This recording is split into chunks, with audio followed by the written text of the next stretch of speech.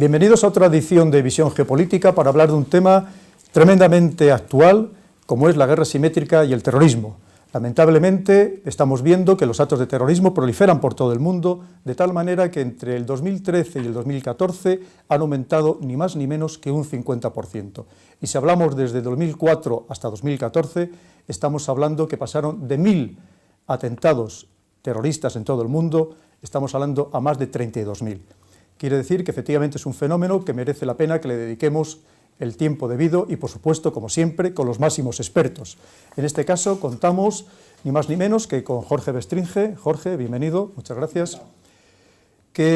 Aunque pueda ser más conocido por su faceta de político, pero les puedo garantizar que también es un gran geopolítico que ha dedicado mucho tiempo al estudio del terrorismo y la guerra asimétrica, que ha publicado libros y que han tenido especial predicamento en Iberoamérica. Por otro lado, tenemos a Federico Aznar, capitán de fragata de la Armada Española, doctor en Ciencias Políticas, y como curiosidad decirles que es el único militar en activo que tiene su nombre en Wikipedia, donde pueden encontrar todos sus datos si así lo precisan. Bien, con estos dos grandes ponentes, estos grandes invitados, vamos a pasar, comenzando a tratar el tema más genérico de la guerra asimétrica. La guerra asimétrica no es nuevo en absoluto. Si alguien ha leído a Tucídides, vemos que era absolutamente frecuente ya en la guerra del Peloponeso, estamos hablando de los años 400 a.C., donde tan solo se producen dos batallas y todo lo demás son acciones asimétricas, pero estaríamos hablando de Alejandro Magno, de las grandes batallas en las que prácticamente no pierde combatientes, de Isos, Gránico, Agomela, Hidaspes, pero en cambio donde pierde los más numerosos combatientes va a ser en sitios donde hay esos guerrilleros, esos subversivos o esos insurgentes en aquel momento, o incluso terroristas, se les podía denominar, que son, como digo, los que le van a producir las principales bajas, como es en Bactriana, por ejemplo. Podríamos hablar del imperio romano, que le sucede exactamente lo mismo, la guerra de la independencia, donde 200 grupos guerrilleros en esos 8 años de conflicto llegan a matar a 500.000 de franceses, es decir, casi al doble de las bajas que tiene Francia en combates convencionales, y así sucesivamente. Para no extenderme, piensen que lo que ha sucedido desde el año 91, con esa intervención de Estados Unidos en Oriente Medio, con ese poder omnímodo que parecía que iba a tener y que iba a aplastar con esa alta tecnología y esos medios absolutamente cualquier otro movimiento o facción bélica, pues vemos que no está siendo así, que hay una gran contestación. Jorge, ¿usted cree que efectivamente esta guerra asimétrica va a ser la guerra del futuro, va a ser esos débiles contra esos fuertes que incluso pueden poner en jaque, como demostraron los mujahidines en Afganistán, bien es cierto que con apoyo externo, que fueron capaces de hacer frente al gran imperio o a uno de los dos grandes imperios del momento y acabar con él, ponerle en jaque? ¿Usted cree que va a ser la tónica que va a haber en el futuro? Excepto si las grandes potencias militares siguen como están hasta ahora, es decir, divididas con objetivos evidentemente divergentes, con aliados entre los insurgentes, uno de un tipo de aliado, otro tipo de aliado, si las grandes potencias siguen como hasta ahora, sí es la guerra del futuro, sí, la guerra asimétrica va a ser la guerra del futuro. Pues yo lo veo, por ejemplo, por lo que está pasando en estos momentos en Siria, ¿no?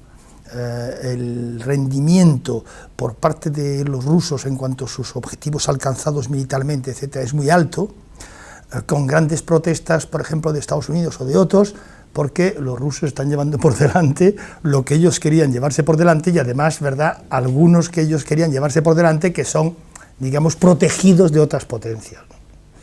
Entonces, claro, eso demuestra una descoordinación absoluta y considerable. Si hubiera coordinación, Daesh dura una semana. Sin lugar a dudas, yo estoy convencido de ello porque, por más que insistan, es un ejército 30, 40, 50.000 hombres, sin ningún medio aéreo, en uno de los escenarios más llanos que existen en el mundo. Donde no te puedes esconder, además. ¿Cómo pueden decir que puede ser un enemigo? Pero entrando en el tema sirio. Me gustaría ahondar en esto, porque a mí, vamos a ver, una guerra es cuando pertenecen a países del mismo mundo o de la misma cultura, era un choque de voluntades que se resuelve en el campo de batalla. Pero lo que en el campo de batalla no resuelve son los problemas que se están planteando allí, que son problemas que están asociados a la cuestión de la identidad religiosa, al credo, todas estas cosas. Eso no se resuelve ahí. O sea, es más, usted lo ha dicho, no hay un problema militar que sea grave, en el sentido de que con una fuerza más o menos razonable se podría resolver, ¿no? No se desembarcaron 4 millones de tropas en Normandía después de Normandía, es decir, no hay auténticamente un problema militar. El problema no es ganar la guerra, el problema es muchísimo más complicado, es ganar la paz. ¿Y cómo se gana la paz? No se gana. La victoria es un asunto demasiado simple para este tipo de cosas. La clave se sitúa en resolver un problema que está enquistado en la sociedad. Entonces, lo que hay que hacer, que es lo que está pasando ahora y que es consecuencia de un hecho anterior, que es el desmoronamiento del Estado iraquí. El problema es resolver ese problema social, que se consigue fortaleciendo la sociedad, para lo cual el método más clásico es fortalecer el Estado. Entonces se fortalece el Estado para fortalecer la sociedad, y el papel de las Fuerzas Armadas es contener esa violencia, acabar con ella, contenerla y permitir el desarrollo de estructuras de Estado que sean ellos los que resuelvan, desde mi punto de vista, ese tipo de problema. Un problema que eso es como, tengo gripe, voy al quirófano. No es el quirófano el sitio. Con mucha pedagogía y reconstruyendo las estructuras de Estado, y acabando con el clima de violencia, reconstruyendo las estructuras de Estado para reconstruir la sociedad, que es el centro. Y empezando a identificar quién es quién. Sí. Régimen, monarquía absoluta, religión de Estado, Islam sunita, constitución, Corán y Sunna, justicia, Sharia, ley islámica aplicada en sentido literal, oposición política, no hay, derecho de las mujeres, menores de por vida bajo el control de un guarda, padre, hermano, marido o hijo. Derecho de las minorías chiitas, 10% perseguidos y discriminados, lugares santos, bla bla, acceso prohibido a los no musulmanes, pena de muerte, 175 personas ejecutadas entre agosto del 14 y junio del 15, la mayoría por decapitación. Reconocimiento internacional, preside la Comisión de Expertos de los Derechos del Hombre de la ONU, Arabia Saudí, Daesh. Es Daesh. No, es que la ha hecho ella. Todo lo que se le puede aplicar, esa propaganda que tenemos hoy, ese eco mediático, exactamente se podía aplicar, y no solamente a Arabia Saudí, sino me atrevería a decir a algún país más. Pero volviendo al tema de la guerra simétrica o del terrorismo, ¿no tiene usted la impresión, Federico, de que hay una gran manipulación de estos grupos que ha sido tradicionalmente llevada a cabo por las principales potencias? Tendremos el caso, sin ir más lejos, de Afganistán.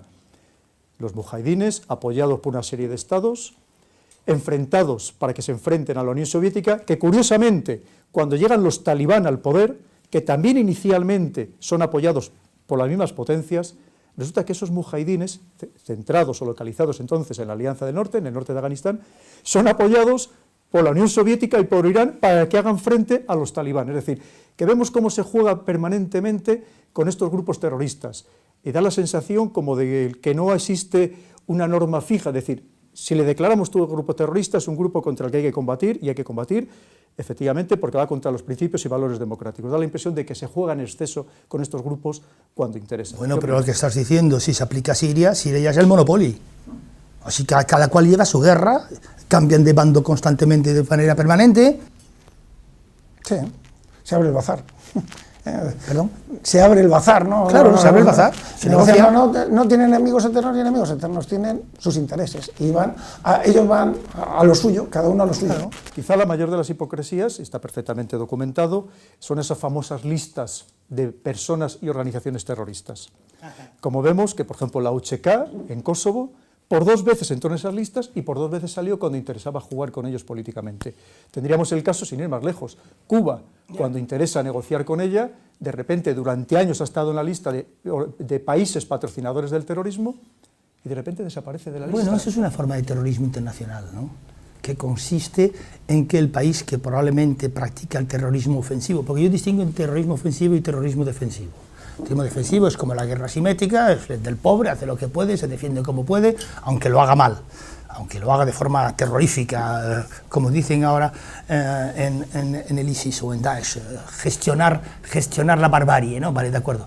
Pero hay un terrorismo ofensivo, que ese terrorismo ofensivo no es el de los débiles, es el de los fuertes. Y una forma de terrorismo ofensivo es cuando, en mi opinión, el Estado actualmente más terrorista del planeta, que es Estados Unidos, es quien decide quiénes son los buenos y los malos y quiénes son los terroristas y por cuánto tiempo, porque depende de sus intereses. Habría que empezar a hablar de terrorismo ofensivo, ¿no? ¿O no?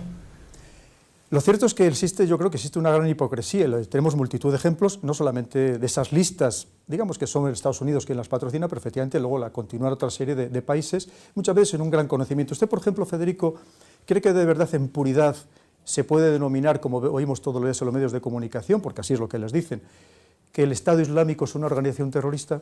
Es una organización insurgente que utiliza el terrorismo como una más de sus tácticas. Bueno, eso está mejor. Pero usa el terrorismo. Vamos a ver, todo depende... Pero la inmensa mayoría de sus acciones son el poder y la verdad, o sea, quien tiene el poder es el que otorga las definiciones. Claro. Entonces, tenemos... Claro, el terrorismo es... violencia es fuerza sin legitimidad y autoridad es fuerza con legitimidad. La clave se sitúa en la legitimidad. Si no hay una institución neutral, el Consejo de Seguridad no es un tribunal, no lo es, ¿no? Están los tribunales internacionales de La Haya, pero eso es otra cosa para otros casos, pero el Consejo de Seguridad es una organización política. Y claro, no se ha conseguido una definición operativa del terrorismo, una definición del terrorismo. Se ha definido lo que es acto terrorista, pero no se ha dado una definición. Pues hay una forma sencilla de definir el terrorismo.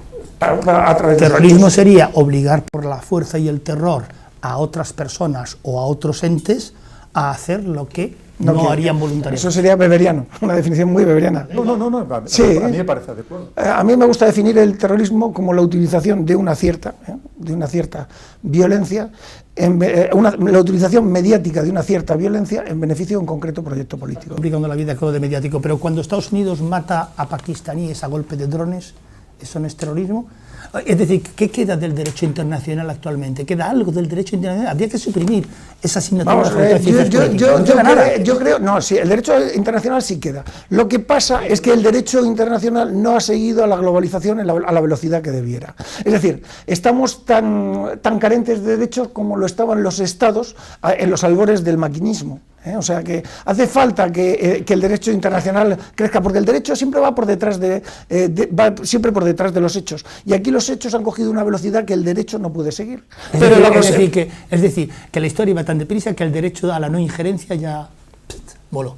Es que entramos ahí en otros debates, de proteger. Claro. Que amparándose en ese principio, Naciones Unidas emitió una serie de resoluciones al Consejo de Seguridad para atacar Libia. Sí, es decir, cuando ha habido intereses de las grandes potencias para actuar en ciertos escenarios, se esgrime ese principio. Sí, y en ese momento uno se preocupa mucho por las poblaciones. Eso es. ¿Por qué no se ha esgrimido en Darfur? ¿Por qué no se ha esgrimido ahora mismo en Sudán del Sur? El derecho a intervención humanitaria, vamos a llamarlo así, ¿no? Básicamente. Eso es lo que le permite a Hitler tomar los Sudetes, luego ayudar a Eslovaquia. Y Estados Unidos esgrimió frente a Cuba para ocupar Cuba por España. Luego invadir Yugoslavia para liberar a croatas y eslovenos y a montenegrinos, y luego entrar en la Unión Soviética para defender al mundo del comunismo, y de paso liberar a los ucranianos, a los bálticos. Es muy viejo eso, ¿Se acuerdan ustedes cuando Francia tenía como cometido, ¿verdad?, extender las luces a los pueblos oprimidos, ¿verdad? Claro. O cuando Inglaterra hablaba del fardo del hombre blanco que iba a liberar a los demás, los liberaban, solo que se los quedaban, ¿verdad? O los españoles con el catolicismo en Iberoamérica. Vale, bien. Pero mira, hablando de volviendo a las definiciones, efectivamente, lo primero que hay que preguntarse es por qué Naciones Unidas no hay una definición que esté aprobada por los 193 países, entre otras cosas, básicamente yo creo que porque uno lo siguen considerando libertadores y otros le siguen considerando efectivamente terroristas. Michael Collins, director de inteligencia del IRA, con la independencia, ministro del Ejército. La legitimidad cambió. Yasser Arafat, Nelson Mandela, etc. Pero fíjese, yo siguiendo un poco... La vida es así. O sea, ¿quién es el terrorista? El terrorista es aquel que no puede tener autoapelativo, porque él no se le puede dar a sí mismo, porque no le dejan darse. No, pero esto es más allá del jus post bellum. Estamos hablando de la utilización metodológica del terror. No, se puede presentar así, pero es una utilización metodológica del terror. O sea, terrorista es el que utiliza el terror como método de colonización mental. Claro. Es sin más. Claro. Ponerle, ya que no puedo ejercer mi dominio sobre la gente, le pongo ciertas ideas en la cabeza de esa gente. Claro. Es el que efectivamente utiliza el terror para doblegar a los demás. Por ejemplo, si cogemos en Estados Unidos una cosa muy curiosa, ¿verdad?, que se creó después del 2001, los atentados del 11 de septiembre, un famoso despacho, el Terrorism and Financial Intelligence, Departamento de Estado norteamericano, finalidad luchar contra la financiación de los terroristas atacando a los bancos sospechosos, con ataques en bolsas, desestabilizando. Pero ese buró sirve también, y hay la sospecha de que antes de 2007 se difundieron masivamente productos financieros tóxicos entre las entidades e inversores europeos con como finalidad endeudar hasta la quiebra a los países europeos. Esto es terrorismo. Yo no sé, vamos a ver. Perdón. Vamos a ver, Es terrorismo financiero, hay terrorismo financiero. Estados Unidos es un gran país. Es que tú eres militar, entonces tú ves el terrorismo, ¡pum!, la bomba. No, yo no lo veo así. Es que hay mucho Yo terrorismo, soy, Jorge, soy politólogo y exalumno tuyo. No digas eso, yo soy alumno tuyo también. Pero cuando él, por ejemplo, describe la especulación a costa de la alimentación y la actuación de determinadas empresas a la hora de imponer determinados comportamientos, determinadas compras, etcétera, eso también es terrorismo, ¿o no? Sí, según algunas definiciones de las más modernas, así es, efectivamente. Vamos a ver, es que la palabra terrorista, el terrorismo va mutando, el terrorismo es originalidad, el terrorismo, por así decirlo, veritas filia temporis, la verdad es hija de su época, y las instituciones también, y no solamente las instituciones, sino también sus crímenes. La verdad nunca ha sido hija de su época, la verdad siempre ha sido hija de la clase dominante. Por eso uno no puede leerse la historia de Roma, tal y como está escrita por aquellos que nosotros hemos estudiado en la escuela. Eran todos senadores o de familias senatoriales, por favor. Claro. Eso habría que decirlo, como decía Lenin, que la opinión dominante es la opinión de la clase dominante. Claro. Bueno, eso es muy leninista. Y es normal, ¿eh? Y es normal. O sea, pero las instituciones, o sea, y los crímenes, vale, si no me admiten la verdad, admíteme las instituciones y los crímenes. La Inquisición fue una buena institución en el siglo XV, en el siglo XVIII, infumable. Los crímenes también, los crímenes que se han cometido en el siglo XXI han sido crímenes asociados a la cultura del siglo XXI. Los crímenes de Hitler es un producto de su época. Pero yo creo, Federico... Si hablamos de guerra simétrica, si hablamos de guerra económica, y él sabe de esto bastante, entonces hay terrorismo económico. Como por ejemplo le explicó a mis alumnos en la Facultad de Políticas, una pena que te perdieras esta conferencia, escucha, la caída curiosa del precio del barril de crudo a raíz de la guerra de Georgia. ¿Te acuerdas que explicaste esto muy bien? La idea, ahogar a Rusia en la medida posible, al menos contenerla, contener a Venezuela, ¿verdad? Y de paso Irán. Bueno, pero ese es el poder que juega. O sea, una guerra es un enfrentamiento de poderes. O sea, entramos en la definición del concepto guerra. Y poder lo es todo, ¿no? El poder no es solamente una aproximación militar a la guerra, es una aproximación insuficiente. La guerra es política. Es política en la que se utilizan medios militares, pero es sustancialmente política. Y el hecho político pues se desarrolla en el plano económico, en el plano jurídico, en el que tú quieras. Diplomacia. O diplomático. ¿Te acuerdas? Diplomacia de guerra. Diplomacia. Ya no hay diplomacia. Yo no veo la diplomacia por ningún lado. Vosotros veis la diplomacia en Irak. Lamentablemente no. O en Siria. Es un fracaso de la o en Afganistán. Diplomacia. Diplomacia significa sentarse a hablar, principios de respeto mutuo, de no injerencia. Con todas las partes, incluso las beligerantes. Claro. Aquí no, aquí llega el fuerte, pega un puñetazo en la mesa y se acaba la diplomacia. Punto. Diplomacia. Pero Federico, usted ha dicho una cosa, que el terrorismo va mutando. Yo creo que no. Yo creo que lo que es la esencia del terrorismo, el principio fundamental, es el mismo. Porque hay que pensar lo primero, que el terrorismo es una herramienta, es un útil de algo que hay detrás. Claro. Pero yo lo que creo que está mutando es la interpretación que se hace de ese terrorismo o la utilización de ese terrorismo. Hemos de pensar que ya en la época colonial, por ejemplo, o en la época de la Guerra Fría, se emplearon grupos terroristas para atacar a la otra parte, claramente en muchos escenarios del mundo. Pero mire, hasta en Ucrania, después de la Segunda Guerra Mundial. Solamente un tanto, piensen que el terrorismo surge con el régimen del terror. La verdad, no, la virtud sin el que el terror no tendría sentido. El terror sin el que la virtud estaría indefensa. El terrorismo surgió, las raíces del terrorismo son estatales y luego mutaron con el nacionalismo y la utilización por parte de grupos anarquistas y socialistas a lo largo del siglo XIX, y luego volvieron a mutar y se volvieron otra vez a convertir estatales con la utilización sistemática por parte del régimen nazi y por parte del régimen de Stalin del terror para dominar a sus poblaciones, y luego volvieron a mutar y hemos tenido un terrorismo nacional que se desarrolla en el interior de un país, un terrorismo internacional que se desarrolla en todo el mundo y tiene sus fines en un país, y un terrorismo global que se desarrolla por todo el mundo y cuya agenda se pretende sea global.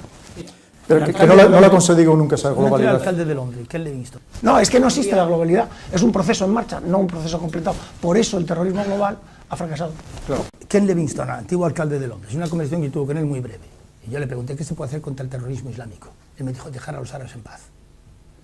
Hay incluso hasta un terrorismo de la uniformización. El de Hitler lo era. Bueno, de Hitler, de Stalin, y ahora el que vemos bajo nombre de democracia balística. Tú vas a tener un sistema político como el mío, como el que yo te dicte, y si no, ¿verdad?, te mete un misil por donde te quepa. Se llama democracia balística. ¿Qué derecho hay a eso? O sea, ¿por qué tengo yo que imponer, por ejemplo, a que Irán, que sea un sistema bicameral, sea exactamente un sistema bicameral como el mío? ¿Por qué? Cada pueblo tiene su cultura, cada pueblo tiene sus valores. Yo no puedo imponer mis valores. No funciona. Imponer valores a alguien o instituciones que surgen de una cultura en otra cultura distinta hace que esas instituciones no funcionen. Desde luego te certifico que jamás habrá una revolución que triunfe en un país islámico si viene impuesta desde el exterior. Por supuesto. Y he nacido allí. Por supuesto. Que se ha negado siempre a cualquier fórmula que viniera del exterior. Bueno, además, por cosas que a veces cuando tú estudias el tema de Afganistán te quedas con la boca abierta. El papel, por ejemplo, de las mujeres fue fundamental. Es decir, si los soviéticos y sus aliados no se hubieran metido a intentar cambiar el estatus de la mujer en Afganistán, pues quizás la guerra de Afganistán hubiera tenido otro derrotero. Cuidado. Hombre, tú piensas que ellos tienen en la zona del de Asia Central, en Tayikistán, en los años 20, procedieron a la rusificación y consiguieron éxito en ese proceso de rusificación. Tú salías, pero que era curioso, ¿no? Porque ¿cómo se llama esta? Abdallah Azim, pues a partir de ahora se llamará Yuri Pochenkin. ¿En qué año nació? En 1923. A partir de ahora nació usted en 1920. Le cambiaban hasta la fecha de nacimiento. Es espectacular. Yo sigo pensando, Federico, que está habiendo una perversión del uso del término terrorismo. Sí, estamos haciendo ahora mismo. Incluso del término humanitario. Yo he oído hablar hasta de bombardeos humanitarios. Sí. Son cuando las palabras se sobreexplotan. Hablando de humanitario, cuando Estados Unidos utiliza Médicos Sin Frontera, que es sobre ONG... ¿Qué fijación con Estados Unidos? No, sí te va a gustar más. Para intentar implantar una campaña de vacunación contra la poliomielitis, para lo cual se cogía muestras de sangre de los niños analizados, buscando el ADN que fuera el del hijo de Bin Laden hasta localizar a Bin Laden. ¿No te suena? Pues entérate, porque fue así. Y lo he preguntado en Pakistán, y me han dicho es verdad. Bueno, lo he oído, pero... No, pues es que es muy gordo. Es que no lo sé. Porque hay incluso hasta terrorismo humanitario. Lo que es peligroso, sí, bueno, el terrorismo es un humanismo. Siempre dice matar lo justo. Se presenta como un humanismo. Es guerra de autor. O sea, no. Piensen ustedes en el atentado contra Alejandro II, cuando el que iba a atentar contra él se detuvo porque iba el hijo y el hijo era inocente. Lo que les quería decir yo con eso es que me da la sensación de que el término que todos entendíamos, o de los que llevan muchos años estudiando el fenómeno del terrorismo, que no deja de ser una lacra, evidentemente, teníamos una idea clara, de repente parece que esas definiciones se diluyen. Hay, por ejemplo, en algunos países europeos que terrorismo es subvertir el orden constitucional, ¿Pero cómo va a dejar o desestabilizar instituciones políticas, o alterar la paz pública, que yo sepa, eso se llamaba subversión, se llamaba sabotaje, pero no era terrorismo. Yo actualmente, que estoy acusado por la justicia de mi país de atentado contra la autoridad, estoy haciendo terrorismo. Sin lugar a dudas. Ahora, si le aplicaran alguna de las legislaciones europeas... Claro, me piden 3 años, porque un policía se cayó cuando me intentaba pegar. ¿Pero sabe por qué ahora mismo interesa a todo el mundo acusarle de terrorismo? Porque, evidentemente, en el momento que alguien es confirmado, o una sentencia en firme de que es un terrorista, se le aplica unas legislaciones mucho más severas, incluso en algunos casos cercenando sus derechos, digamos, los más fundamentales, tanto a personas como a instituciones. Por eso yo creo que estamos entrando en un vicio de exceso de uso de la palabra terrorismo. Incluso Kiev ha llegado a decir que las provincias separatistas de Donetsk y Lugansk acaba por no significar nada, ¿no? Se convierte en el fantasma del padre de Hamlet, que está presente en toda la obra, porque realmente no significa nada en ella. Ese es el problema que yo creo que podemos corregir. La sobreexplotación de las palabras. O sea, y que los países... Es normal que no haya una definición de terrorismo, porque sería dejar al albur de las palabras, al albur de una mera balanza, lo que es la legitimidad y con ello la victoria o la derrota en un combate político. Entonces, eso me parece, tristemente, me parece que tendríamos que avanzar mucho en ese grado de integración a nivel global para conseguir que existiese una fórmula neutra que diese como resultado terrorista. Tú, yo que te tengo mucha admiración y que sé que eres probablemente el mejor especialista en terrorismo islámico que hay en este país, integración Si la nación está volviendo al galope. Está volviendo. Tesis, antítesis, síntesis. Tesis, antítesis, síntesis. No, necesidad de que alguien te defienda. Claro, es que nadie te defiende en un mundo globalizado. Claro.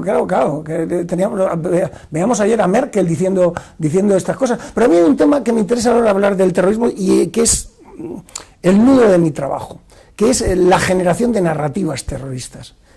Cómo una cosa sigue a la otra y se compone un auténtico hilo argumental en el cual se instalan las causas del terrorismo y la acción. Y es una cosa que a mí me tiene maravillado. Lo que me maravilla es que no se sea capaz a nivel global de generar contranarrativas, no contranarrativas, sino narrativas que superen, a las propuestas que hace el Daesh para el mundo musulmán. No le veo yo que hayamos generado una narrativa que absorba sus frustraciones. Que nosotros no se la podemos generar, pero es que es mucho peor. Cuando ellos la han intentado generar, no les hemos dejado.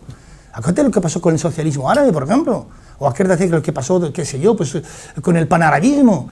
No, lo que pasó con el socialismo árabe fue que hubo el pacto de Bagdad del año 54 para fomentar el rigorismo saudí, para evitar precisamente el socialismo árabe. De ahí salió el nuevo salafismo. El nuevo salafismo era una contestación a la geopolítica naserista y a la vía socialista árabe. Me acuerdo de cuando el Estado de Israel potenció Hamas en contra de Al-Fatah. Yo me eché la mano a la cabeza diciendo, se han vuelto locos, porque con Al-Fatah se podía hablar, con Hamas no se puede hablar.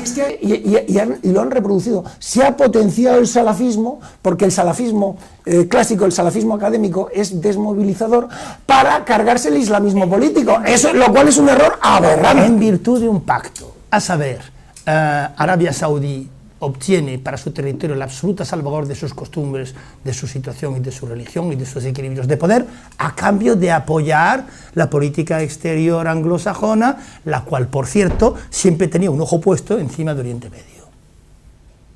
Bueno, mira, ahora a ver si el fracking hace que les dejamos a ellos a su albur. Pero mire, ha dicho usted una cosa muy interesante, que es las narrativas. No solamente es que no haya contranarrativas, sino... No, yo hablo de narrativas de superación. La palabra contranarrativas es como chocar con una espada. Yo tengo que tocar el corazón, no tocar la espada. No es que solamente no hagamos contranarrativas, sino que apoyamos sus narrativas con las declaraciones tan sumamente nefastas que suele haber en los medios de comunicación. El enemigo está dentro. Oh, Dios mío. Eso fue un error. Eso fue un error de principio. Pero eso es un error. Eso lo tengo claro como un error. No le doy mala fe a ello. Precisamente los más extremistas, los islamistas más fundamentalistas, lo que pretenden, les encanta el choque de civilizaciones. Lo que hacemos nosotros es ayudarles a que exista ese choque de civilizaciones. Yo precisamente, cuando acudo a algunos medios de comunicación, lo que trato es de rebajar ese tono, porque es donde tiene que estar esa contranarrativa real. Estoy totalmente de acuerdo. Y luego Hermann Hesse decía una frase que decía que cuando tememos a alguien... Qué susto, pensé que iba a decir Hermann Terz. Le concedemos un poder sobre nosotros. Yo creo que le estamos confiriendo un excesivo poder, o por lo menos en los medios de comunicación muchas veces le confieren a ese terrorismo mal llamado internacional, le confieren un excesivo poder que realmente no tiene. Cuando salen diciendo que van a venir y van a cortar el cuello a todos nuestros hijos, que van a conquistar al Andalus, evidentemente, pues yo creo que son fantasías. Es una amenaza. Yo soy muy crítico, por ejemplo, con la cuestión de los lobos solitarios, en el sentido que le doy valor político, le doy valor mediático, pero no le doy valor militar. No, pero atención. Hay que estar atentos, pero valor militar no se lo veo. Está bombardeando Afganistán, Irak, Siria, Somalia, Mali. Evidentemente, un día nos vamos a enterar. No le quepa ninguna duda. No tengo ninguna duda, un día nos vamos a enterar. Todas esas acciones incrementan en septiembre en Francia, lo va a ver, notablemente el riesgo de terrorismo. ¿Usted cree que es de verdad que es aceptable, por ejemplo, que Francia, para intervenir en Siria, haya alegado derecho de legítima defensa preventivo? Es decir, es lo que ha dicho, que para acogerse a la Carta de Naciones Unidas ha dicho que va a actuar en legítima defensa de modo preventivo para que no vaya a haber ataques. ¿No le parece que es todo lo contrario, que va a haber muchos más ataques? Querido amigo, cógete el discurso del 22 de julio de 1941 de Adolfo Hitler anunciando la invasión de la Unión Soviética. Decía lo mismo.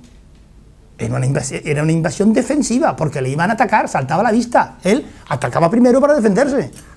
Lo de Francia realmente es una cosa, porque es que además en este momento Francia es más sotanista hasta que Estados Unidos. Bueno, llega un momento en que te quedas alucinado. Claro, porque además hay una cosa, que actúe Rusia en Siria de modo absolutamente legal, porque está invitada por el régimen, por el gobierno legal, en un territorio que no ha sido ni colonia ni nunca ha extraído ninguno de sus recursos naturales, que no está visto en general, Rusia, como un enemigo por el pueblo.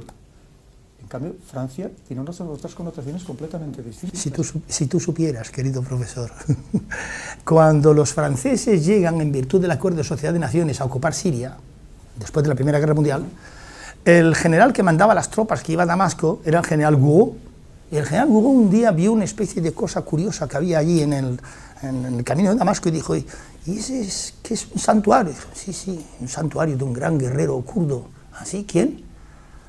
El gran guerrero kurdo era, bueno... Saladino. Saladino. Entonces el general Gouraud, que iba con sus botitas muy limpitas, su traje impecable, etc., se baja del caballo y con su edecán se va al sitio este y tiró la puerta a patadas gritando, Saladino, hemos vuelto por ti. Hola. Les voy a entrar en otro campo muy interesante del terrorismo. Decía Margaret Thatcher, que a lo mejor esto no le gusta mucho como política, decía Margaret Thatcher que el oxígeno que respiran los terroristas es la publicidad. Es cierto que estamos viendo que el Estado Islámico, sea quien dirige los hilos de ese Estado Islámico, son unos auténticos maestros en el plano táctico, estratégico y propagandístico. Hacen unos vídeos absolutamente maravillosos y adaptados a nuestro consumo habitual. ¿Y quién los distribuye, querido amigo? Esa es una de las preguntas, pero fíjese, yo le voy a ir mucho más allá. ¿Por qué si ese es el oxígeno que respiran, por qué estamos los medios de comunicación occidentales sistemáticamente mostrando esos vídeos? ¿Por qué si usted ahora mismo teclea YouTube Islamic State en inglés, le aparecen 40 millones de páginas?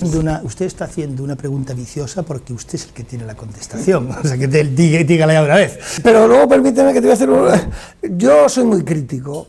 Aquí dice, no, hagamos una ley, llevémoslos al silencio. No. Hay que saber, frente al terrorismo es más importante conservar tu centro de gravedad, mantener tus esencias, que atacar su centro de gravedad. La esencia de Occidente es la duda, la base de la democracia está construida sobre la duda. La fortaleza de la democracia es la voluntad concertada de cientos de millones de personas. Es decir, nosotros somos mucho más fuertes. La democracia es débil porque da apariencia de debilidad.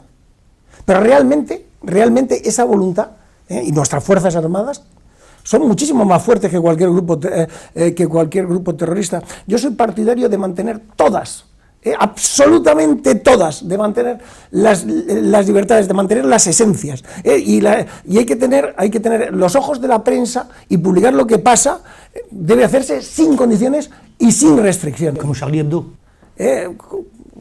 Como quien sea. No, como Charlie Hebdo, pregunto. No lo sé. Pero lo vuelvo a preguntar, ¿como Charlie Hebdo? Pues sí, si hay un grupo que haga eso, sí, también. Pues me permito recordarte que cuando hubo la famosa manifestación de protesta por lo que había pasado a Charlie Hebdo, allí no había ni un árabe, ¿eh? Bueno, bien, pero vamos a ver, y recuerdo al Papa saliendo y diciendo que si a mí me ofendieran, yo también me enfadaría. Perdón, acá me dice una cosa muy interesante. Perdón. Pero hay que mantener las esencias a cualquier costo. Tampoco estaba Putin. ¿Sabe usted por qué no estaba? No. Porque justo un mes antes, 30 días antes, había habido un atentado de prácticamente las mismas características en Chechenia, en Grozny. Y todavía muchos periódicos o muchos medios internacionales, en vez de llamarles terroristas, les siguen llamando combatientes. Porque luchan contra el abominable oso ruso, que es el peligro eterno de los anglosajones. La manipulación terrible que existe con esta palabra. Y desde mi punto de vista se sobrereaccionó. Lo de Charlie Hebdo, la manifestación esa, es decir, fue una fuerza excesiva por lo que había sido, había sido financiado desde Al-Qaeda en la península arábiga, habían sido ellos, habían sido 11 muertos, pero, ¿y luego qué? Si hacen una más gorda, hay que hacer una manifestación más grande. Fíjese, Pedro, yo todavía estoy asombrado de lo inocentes que éramos cuando nos creíamos que realmente los países occidentales se peleaban contra la Unión Soviética por anticomunismo. Y me da ataque de risa, porque no era por eso.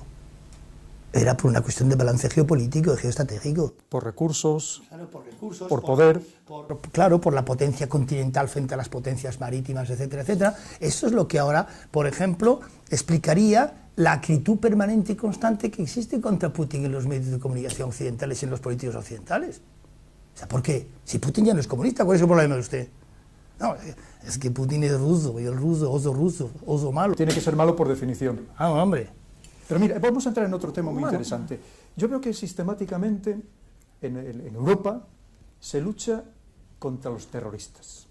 Se detiene chicas de 18 años que me gustaría saber lo que conocen en profundidad del Corán y hasta qué punto pueden estar radicalizadas. Desde luego yo no creo que lo reciten de memoria el Corán. Es el componente romántico, ¿no? Como bien hay estudios muy serios realizados en Francia, el 80% de los familiares de todos estos chicos cada vez más jóvenes eran musulmanes no practicantes y algunos se declaraban hasta ateos. Quiere decir que la inmensa mayoría son conversos. Y incluso puede haber casos de rebelión contra la autoridad paterna, correcto, incluso hasta eso. Suele ser casos de gente muy imaginada. Entonces yo tengo la sensación de que una vez más se está cometiendo el gran error de luchar contra el terrorista, pero no contra el terrorismo, y voy mucho más allá, contra el que maneja los hilos del terrorismo. Quiero decir, si por ejemplo Rusia dice que quien está patrocinando oficialmente, quien es el responsable de la guerra en Siria y que está patrocinando oficialmente el terrorismo en el mundo, el terrorismo wahabita, el terrorismo islamista, es básicamente los países del Golfo, Arabia Saudí y Qatar principalmente, ¿por qué no se actúa de un modo mucho más dinámico contra estos países? Cuando digo dinámico,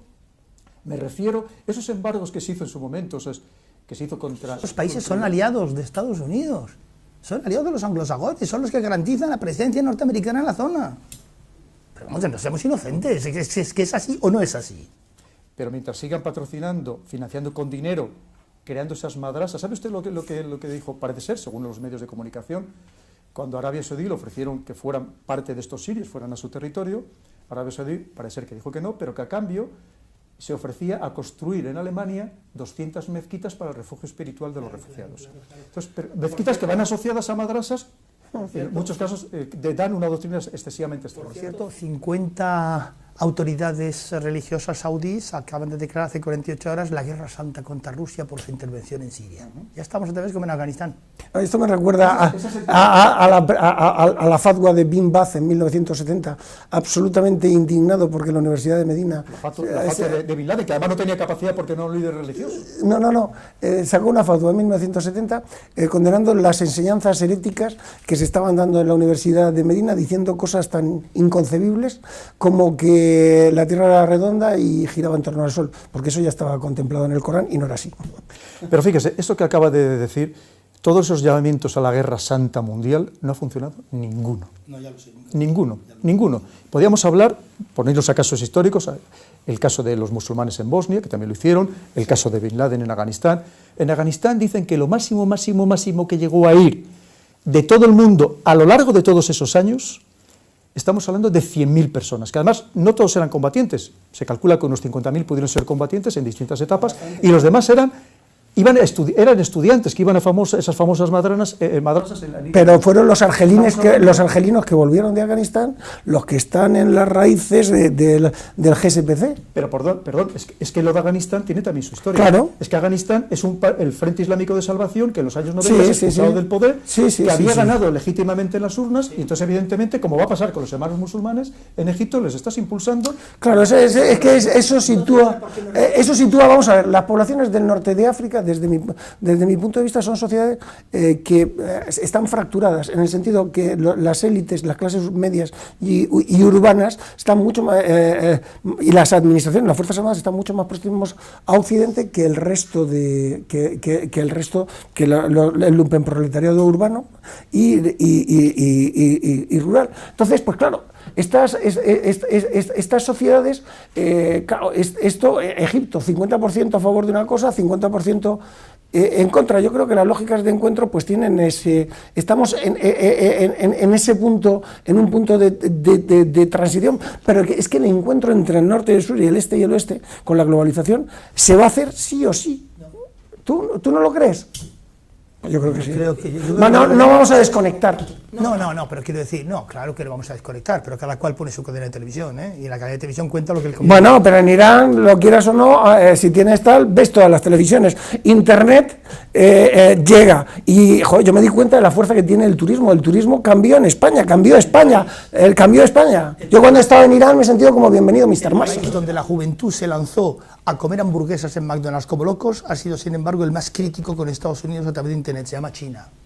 Y la juventud china le da unas palizas por Internet a Estados Unidos. Entonces, ¿por qué ahora no damos un pasito más? Irán es el único país realmente estable que hay actualmente allí, junto con Turquía e Israel. Y de nuevo la hipocresía. 2 aviones rusos han sobrevolado. Claro, usted lo que le gustaría es una franja de 40 kilómetros, ¿verdad?, más allá de su frontera, para que no pudieran ver las armas y las ayudas que usted le manda al ISIS. Que usted, turco, le manda al ISIS. ¿O no es así? Habría mucho que hablar al respecto, pero lo cierto es que hay muchos indicadores y son muchos analistas que creen que efectivamente fue así. Primero hay que pensar dónde nace el Estado Islámico, que nace en la frontera entre Siria y Turquía, y hay que pensar que no ha habido movimiento de este tipo que haya nacido y haya prosperado de esta manera que no haya contado con apoyo externo. Si hubiera sido de verdad algo desde Irak, hubiera nacido a lo largo del río del Éufrates, pero ha sido al contrario, ha nacido desde la frontera y ha ido avanzando hacia Irak, de la frontera con Turquía, que además, curiosamente, la frontera turca sirio-turca son 822 kilómetros, pero gran parte de esa frontera están los kurdos y por ahí no se puede pasar. Lo que queda de frontera para controlar son aproximadamente unos 300 kilómetros. Incluso nuestros políticos oficialmente dicen que los combatientes, por donde entran, es por Turquía. Sí, sí. Es decir, ruso, no me bombardees a los oponentes a Assad, solamente a los de ISIS. Turcos, bombardea a los kurdos, pero no bombardees a aquellos que van contra Assad. Irán no bombardea a los kurdos y sí bombardea a ISIS. Yo estaba ahí hace poco, por cierto, la obsesión de Irán por el tema de ISIS es terrorífica. Vamos a ir terminando ya, que lamentablemente estoy encantado con ustedes, pero el tiempo nos va premiando. Última pregunta, ya muy brevemente. ¿Creen ustedes que también el terrorismo se está convirtiendo en un negocio, en un modo de vida? Me refiero paramilitares, políticos, diplomáticos, académicos, servicios de inteligencia, porque da la sensación de que muchas veces de que hay interés en mantener esta llama. Yo muchas veces oigo declaraciones que a mí me asustan. Hay gente que parece que es feliz cada vez que hay un atentado y salen corriendo. ¿Ves? Otros 3 más que han detenido porque tal. Yo creo que deberíamos, al contrario, entristecernos. Quiero decir, fíjense ustedes, esto no es... Hemos entendido perfectamente. Mire, cuando Scotland, el MI5, el servicio de seguridad, hoy en día se ha llamado Servicio de Seguridad Británico, cuando desaparece la Unión Soviética en el año 91, se tiene que reinventar, estuvo a punto de desaparecer, y se reinventa haciéndose cargo del terrorismo del Ulster. Por supuesto, para gran disgusto de Scotland Yard, que hasta ese momento lo había llevado él. Pero es que esto ya pasó con el terrorismo comunista en Estados Unidos, que el departamento del FBI, enorme, que llevaba evidentemente la lucha contra ese terrorismo en aquel momento, o contra su versión, también desapareció cuando acabaron con ellos. Entonces, ¿no da la sensación como que hubiera un cierto interés en mantener la llama viva de este, absolutamente, por supuesto que es una lacra, que deberíamos todos luchar contra ella? Yo creo que hay 2 grandes negocietes ahí, el que usted ha mencionado y el relacionado con el recalentamiento climático. 2 grandes negocietes, conferencias, subvenciones, bueno, de todo, artículos. Bueno, yo creo que el terrorismo es una herramienta, y como herramienta ha estado, Deimos y Phobos eran hijos, el miedo y el terror eran hijos del dios Marte, pánico era el ruido que emitía, o el sonido que emitía el dios Pan, y que hacía a todo el mundo salir corriendo, y esa mitología del terror, desde los asirios hasta la época, ha existido y seguirá existiendo. Cambiará de forma como cambian las sociedades, pero vamos a tener terror mientras el hombre sea hombre, porque malvados los hay, y gentes a hacer lo que quieren utilizando cualquier método también. Me gustaría que no fuera así, pero seguro que tiene usted razón. Bueno, una vez más, como han podido ver, hemos hablado con absoluta libertad para que sean ustedes, con los datos que les hemos aportado, los que obtengan sus propias conclusiones. Una vez más, como siempre digo para finalizar, no se dejen manipular por nadie. Lean de muchas fuentes, infórmese bien y oigan a expertos para que, como digo, saquen sus propias conclusiones. Y en este programa tan particular también no quiero terminar sin decir algo que considero esencial. Por supuesto, vaya por delante todo nuestro respeto, nuestro afecto y nuestro sentimiento más profundo por todos los que han sido víctimas del terrorismo, tanto víctimas directas, los que han sido asesinados o han resultado heridos, como esas también víctimas indirectas, sus familiares, cuyas vidas muchas veces quedan truncadas, quedan rotas para siempre, y por supuesto, como digo, para todos ellos todo nuestro cariño. Muchas gracias.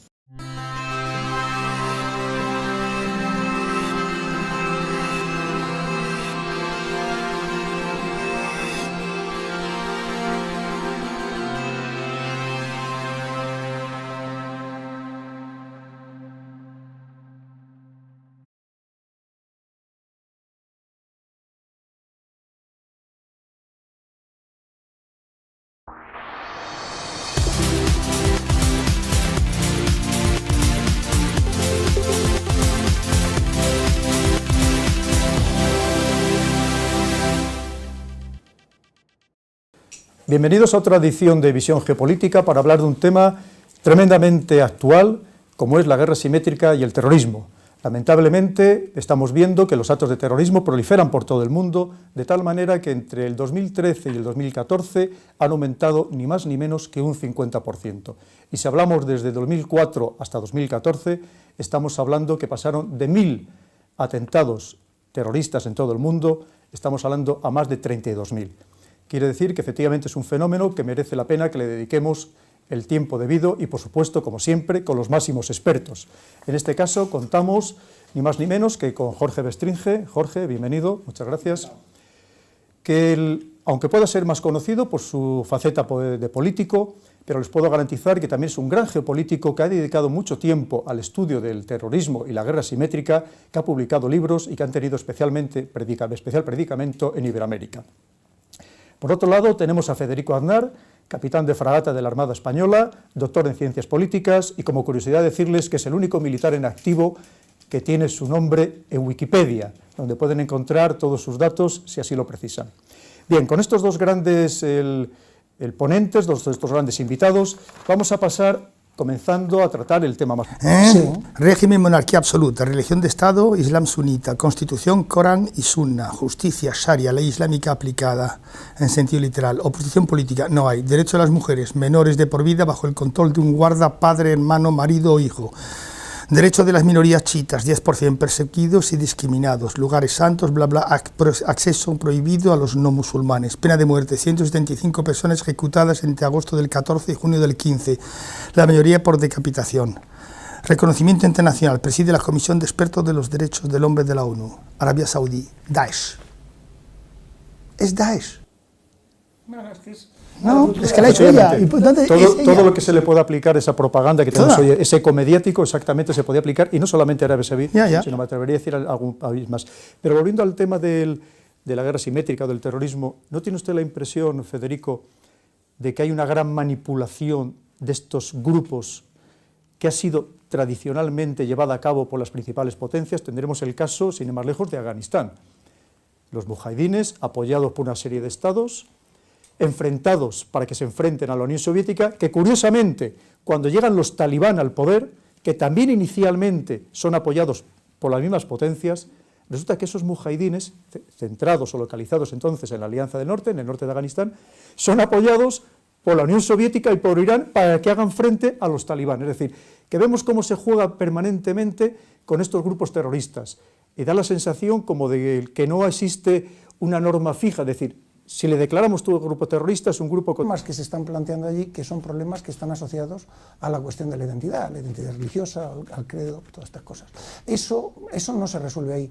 O sea, es más, usted lo ha dicho, no hay un problema militar que sea grave, en el sentido de que con una fuerza más o menos razonable se podría resolver, ¿no? No se desembarcaron 4 millones de tropas en Normandía después de Normandía, es decir, no hay auténticamente un problema militar. El problema no es ganar la guerra, el problema es muchísimo más complicado, es ganar la paz. ¿Y cómo se gana la paz? No se gana, la victoria es un asunto demasiado simple para este tipo de cosas. La clave se sitúa en resolver un problema que está enquistado en la sociedad. Entonces, lo que hay que hacer, que es lo que está pasando ahora y que es consecuencia de un hecho anterior, que es el desmoronamiento del Estado iraquí. El problema es resolver ese problema social, que se consigue fortaleciendo la sociedad, para lo cual el método más clásico es fortalecer el Estado. Entonces se fortalece el Estado para fortalecer la sociedad, y el papel de las Fuerzas Armadas es contener esa violencia, acabar con ella, contenerla y permitir el desarrollo de estructuras de Estado que sean ellos los que resuelvan, desde mi punto de vista, ese tipo de problemas. Un problema que eso es como, tengo gripe, voy al quirófano. No es el quirófano el sitio. Con mucha pedagogía y reconstruyendo las estructuras de Estado, y acabando con el clima de violencia, reconstruyendo las estructuras de Estado para reconstruir la sociedad, que es el centro... Y empezando a identificar quién es quién. Al gran imperio, o a uno de los dos grandes imperios del momento, y acabar con él, ponerle en jaque, ¿usted cree que va a ser la tónica que va a haber en el futuro? Excepto si las grandes potencias militares siguen como están hasta ahora, es decir, divididas con objetivos evidentemente divergentes, con aliados entre los insurgentes, uno de un tipo de aliado, otro tipo de aliado. Si las grandes potencias siguen como hasta ahora, sí es la guerra del futuro, sí, la guerra asimétrica va a ser la guerra del futuro. Pues yo lo veo, por ejemplo, por lo que está pasando en estos momentos en Siria, ¿no? El rendimiento por parte de los rusos en cuanto a sus objetivos alcanzados militarmente, etcétera, es muy alto, con grandes protestas, por ejemplo, de Estados Unidos o de otros, porque los rusos están llevando por delante lo que ellos querían llevarse por delante y además, ¿verdad?, algunos que ellos querían llevarse por delante que son, digamos, protegidos de otras potencias. Entonces, claro, eso demuestra una descoordinación absoluta y considerable. Si hubiera coordinación, Daesh dura una semana. Sin lugar a dudas, yo estoy convencido de ello porque, por más que insistan, es un ejército 30, 40, 50.000 hombres, sin ningún medio aéreo, en uno de los escenarios más llanos que existen en el mundo. Donde no te puedes esconder, además. ¿Cómo pueden decir que puede ser un enemigo? Pero entrando en el tema sirio... Me gustaría ahondar en esto, porque a mí, vamos a ver, una guerra es, cuando pertenecen a países del mismo mundo o de la misma cultura, era un choque de voluntades que se resuelve en el campo de batalla. Pero lo que en el campo de batalla no resuelve son los problemas. Genérico de la guerra asimétrica. La guerra asimétrica no es nuevo en absoluto. Si alguien ha leído a Tucídides, vemos que era absolutamente frecuente ya en la guerra del Peloponeso, estamos hablando de los años 400 a.C., donde tan solo se producen 2 batallas y todo lo demás son acciones asimétricas, pero estaríamos hablando de Alejandro Magno, de las grandes batallas en las que prácticamente no pierde combatientes, de Isos, Gránico, Agamela, Hidaspes, pero en cambio donde pierde los más numerosos combatientes va a ser en sitios donde hay esos guerrilleros, esos subversivos o esos insurgentes en aquel momento, o incluso terroristas, se les podía denominar, que son, como digo, los que le van a producir las principales bajas, como es en Bactriana, por ejemplo. Podríamos hablar del imperio romano, que le sucede exactamente lo mismo, la guerra de la independencia, donde 200 grupos guerrilleros en esos 8 años de conflicto llegan a matar a 500.000 de franceses, es decir, casi al doble de las bajas que tiene Francia en combates convencionales, y así sucesivamente. Para no extenderme, piensen que lo que ha sucedido desde el año 91, con esa intervención de Estados Unidos en Oriente Medio, con ese poder omnímodo que parecía que iba a tener y que iba a aplastar con esa alta tecnología y esos medios absolutamente cualquier otro movimiento o facción bélica, pues vemos que no está siendo así, que hay una gran contestación. Jorge, ¿usted cree que efectivamente esta guerra asimétrica, va a ser la guerra del futuro, va a ser esos débiles contra esos fuertes, que incluso pueden poner en jaque, como demostraron los mujahidines en Afganistán, bien es cierto que con apoyo externo, que fueron capaces de hacer frente